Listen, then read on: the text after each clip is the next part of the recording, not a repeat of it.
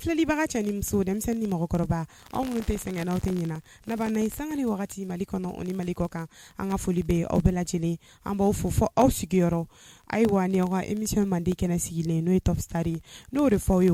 a ye to ka émission in su ko duman dama dama dɔrɔn de b'a kɔnɔ donc bi aw ka lafiya kama an ye wele bila an ka denmisɛnnin mandi dɔ ma dɔnkili b'ale bolo tile filanin na kelen do ka ko lamaga réseau sanfɛ donc tɛ kuma janya n bɛna kuma d'a ma sisan a b'a yɛrɛ fɔ an ye min bɛ a ka ko la anw ni an bɛɛ lajɛlen an bɛ b'o kalama voilà mon frère ouais bien sapé hein merci donc vaccine tɔ bɛ di ne ma kɔfɛ o tɛ n'ala ko bɛ cogo di awsa alhamdulillah kɔrɔ tɛ ka maloya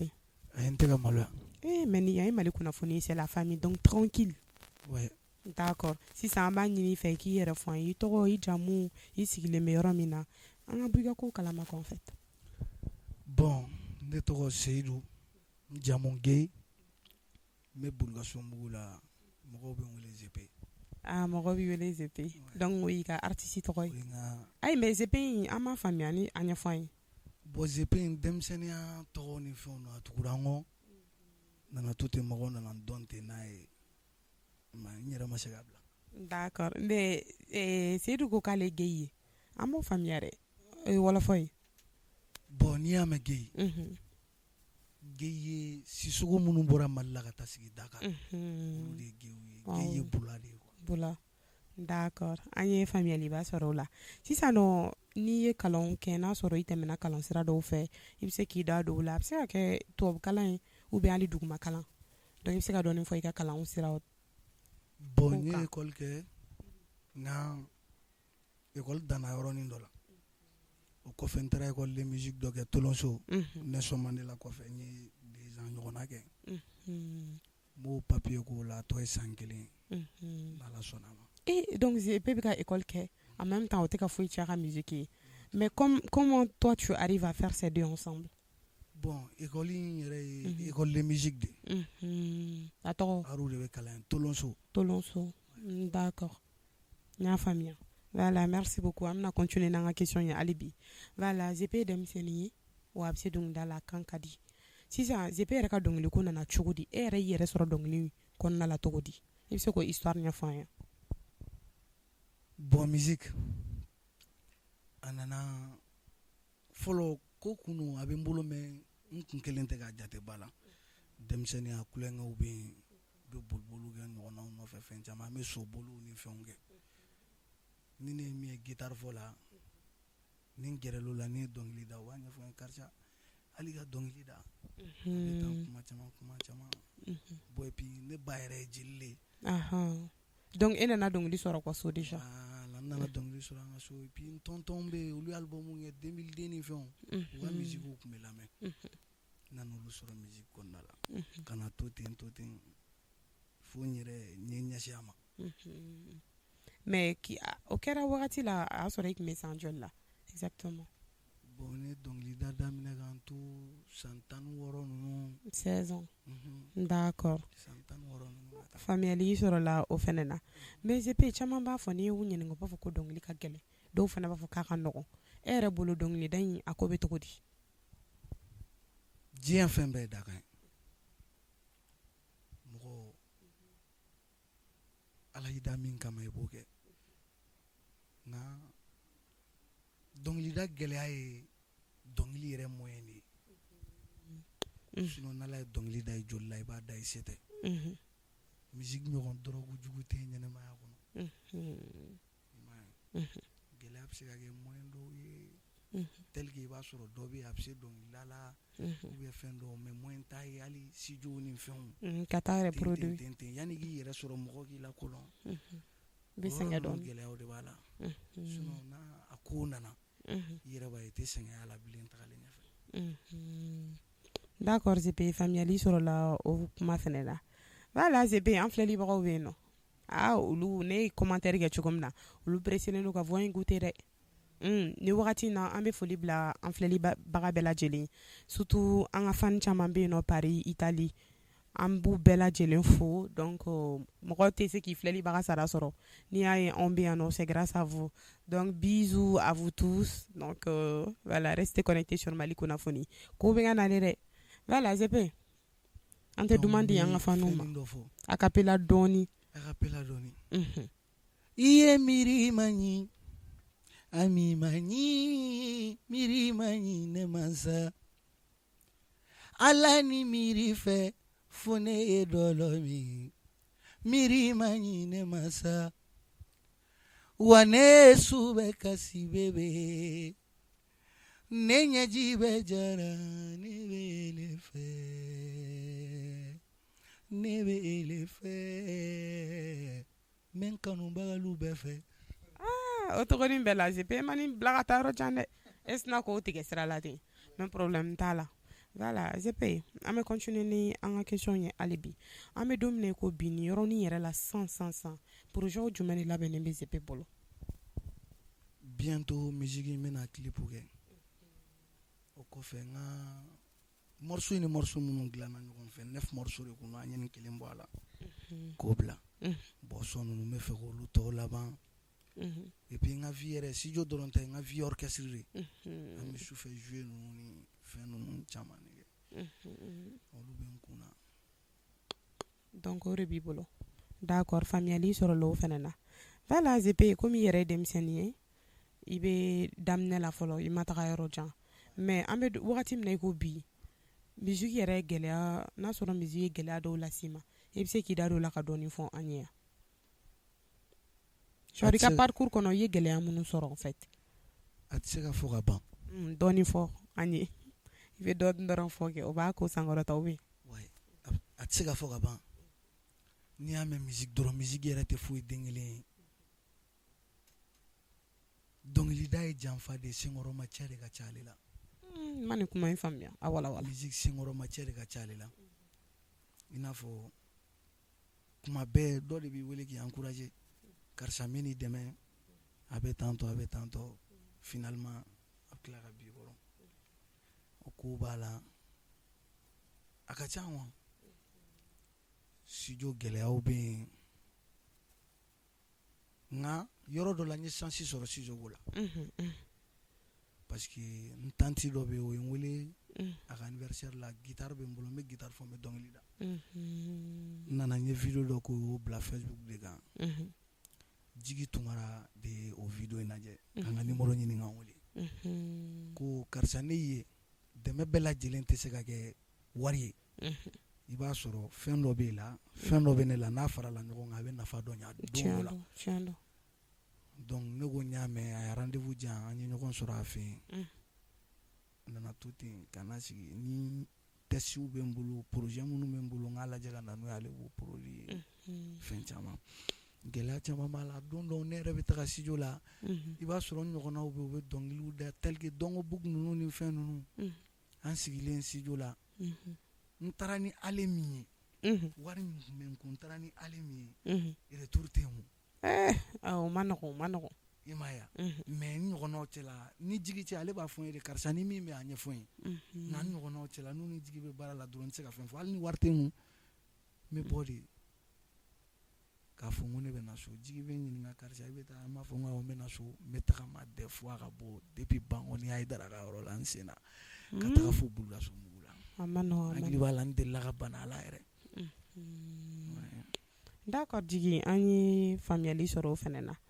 sisan nɔ komi bamananw ka kuma don diɲɛ fɛn fɛn gɛlɛya b'a la i n'a fɔ nɔgɔya b'a la donc komi i yɛrɛ ko i ye denmisɛnnin ye i ma taa yɔrɔ jan fɔlɔ mais dɔnkili in ka di i ye b'a dɔn ka da la n'Ala sɔnna n'i cɛsiri i bɛna cogo sɔrɔ a la mais pour le moment an bɛ don min na i ko bi nin wagatinin yɛrɛ la dɔnkili est ce que a bɛ ka nafa dɔw las'i ma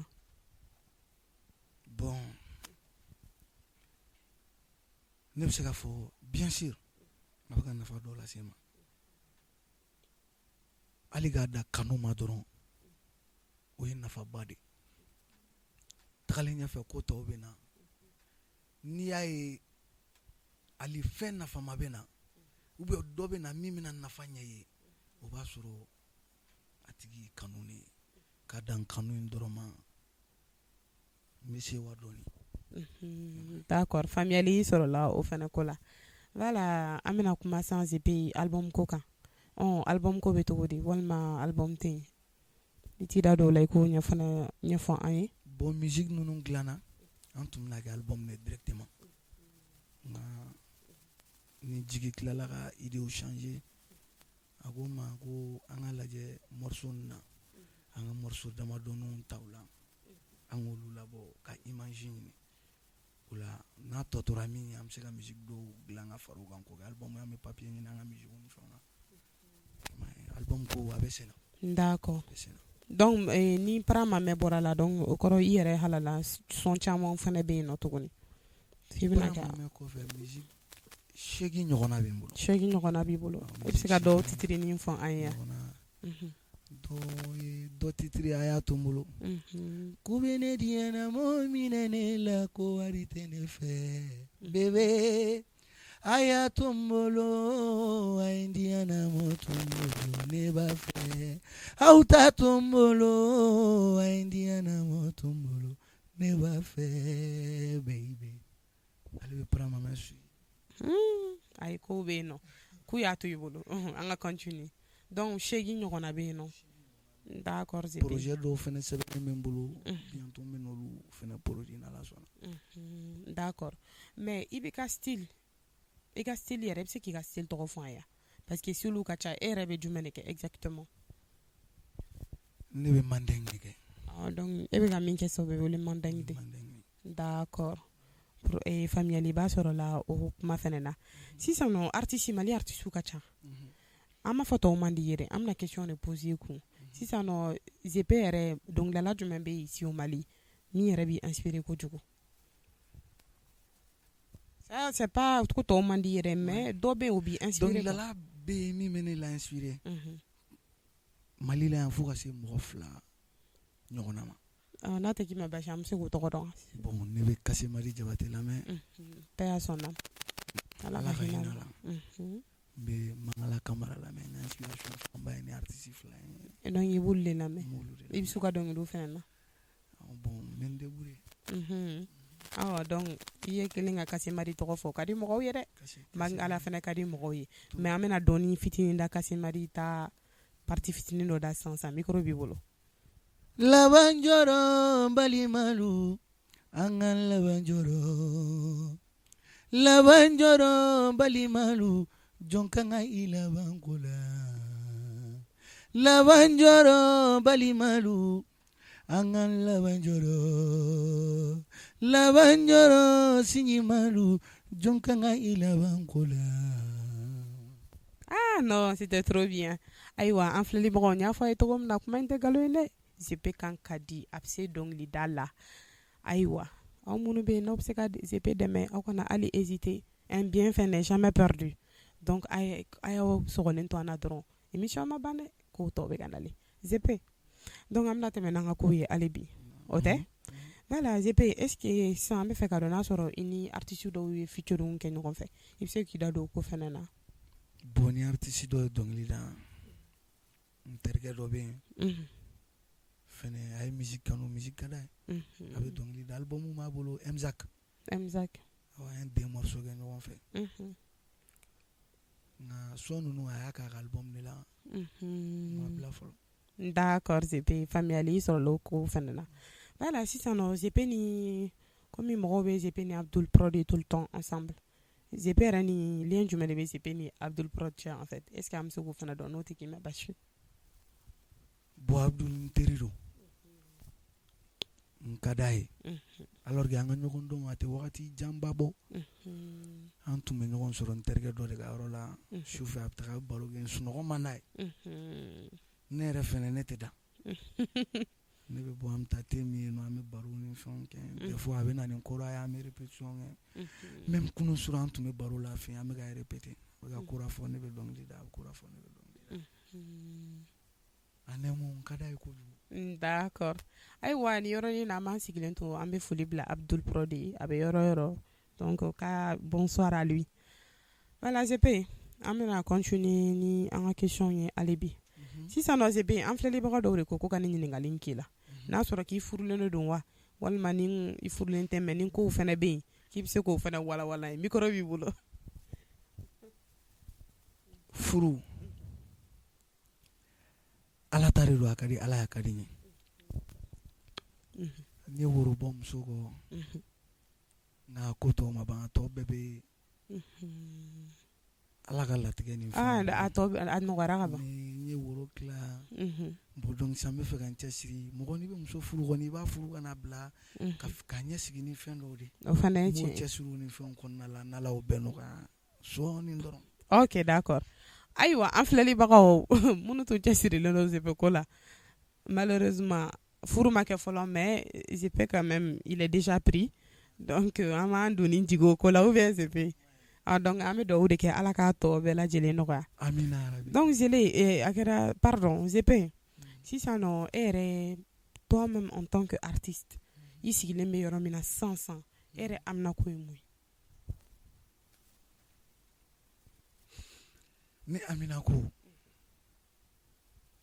ni amina ko ye de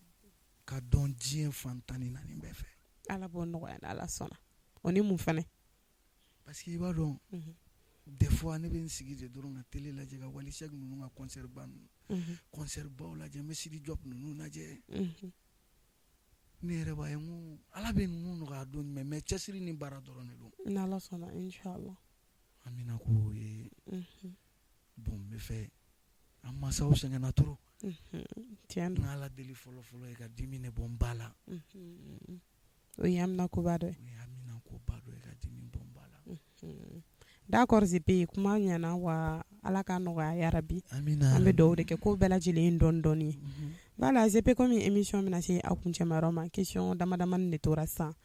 voilà sisan diɲɛlatigɛ i mana diɲɛ yɛrɛ da a n'a kɔnɔ fɛn bɛɛ fɛn jumɛn ka di ni diɲɛ fɛn bɛɛ ye musique ka di n ye donc i bɛ musique de ta i tɛ fɛn jumɛn yɛrɛ fɛnɛ fɛ ne tɛ nkalon tigɛ de fɛ diɲɛ kɔnɔ i tɛ nkalon tigɛ fɛ d'accord faamuyali sɔrɔla o kuma fɛnɛ na voilà ZP komi émission sera a kuncɛmayɔrɔ ma bɛɛ bɛ art kɔnɔna dɔn sa a ma nɔgɔn denmisɛnninw bolo olu bɛ se donc effort yɛrɛ tɛ ka fourni bilen clashw nɛniw fɛn caman b'a kɔnɔ tout le temps burujali sur les réseaux sociaux ni yɔrɔnin na conseil jumɛn b'i bolo k'a lase olu ma cogo min na prise de conscience bɛ na nin fɛn dɔ de bɛ nin bɛɛ lajɛlen na ni min ye dɔnkili kelen da k'a yɛrɛ ye o sitariya kɔnɔ a bɛ profiter o sitariya de fɛ u bɛ ko kɛ balo kɛ nka ne bɛ min ɲini ɲɔgɔnna bɛɛ fɛ an si ma taa yɔrɔ la fɔlɔ an bɛ ala de deli ala k'an bɛɛ dɛmɛ amina yarabi mɔgɔ i bɔ wagati baara kɛ wagati tiɲɛ don ka kulonkɛ dabila k'u cɛsiri bɔ kun ye dɔɔnin ye ko kun ye nafa de ye tiɲɛ don u k'u bolo di ɲɔgɔn ma ɲɔgɔn dɔgɔya tiɲɛ na artisiya yɛrɛ i kan ka bezi de créer wagati dɔw la ka ko mais bezi nafama ka ko dɔw kɛ ka sɔn dumanba dɔ bɔ dɔrɔn u ka sina ka cartonné nka anw ɲɔgɔnnaw yɛrɛ n tɛ n yɛrɛ bɔ a la anw ka bezi ye de sisan an bɛ taa ko dɔ kɛ dɔ la min man ɲi a banna dɛ ka dɔ critiquer cogoya dɔw la voilà bon ne b'u deli ala n'a kira kama u k'olu dabila an k'an cɛsiri n ye cɛkɔrɔba dɔ ka stati lajɛ a ka stati la a bɛ ka kuma de ko jamana min sini ka ɲi i b'o dɔn o bi denmisɛnninw dɔnkili da cogo de la tiɲɛ don o yɔrɔ kama halisa an ka miiri an ka kow kɛ ka sɔrɔ an ma don mɔgɔ gasi la ɲɛnamaya ma nɔgɔn d'accord kow ka gɛlɛn d'accord c'est bien merci beaucoup comme émission sera kuncɛmayɔrɔ ma voilà folikan laban jumɛn b'i bolo k'a lase an filɛlibagaw ma bon ZP b'a kanubaga bɛɛ lajɛlen fo mali kɔnɔ mali kɔ kan kɛrɛnkɛrɛnnenya la n bɛ papa ɲang fo Paris d'accord merci fɛn o fɛn bɛ yen k'i bɛ ZP lamɛn hali seconde kelen dan t'aw la n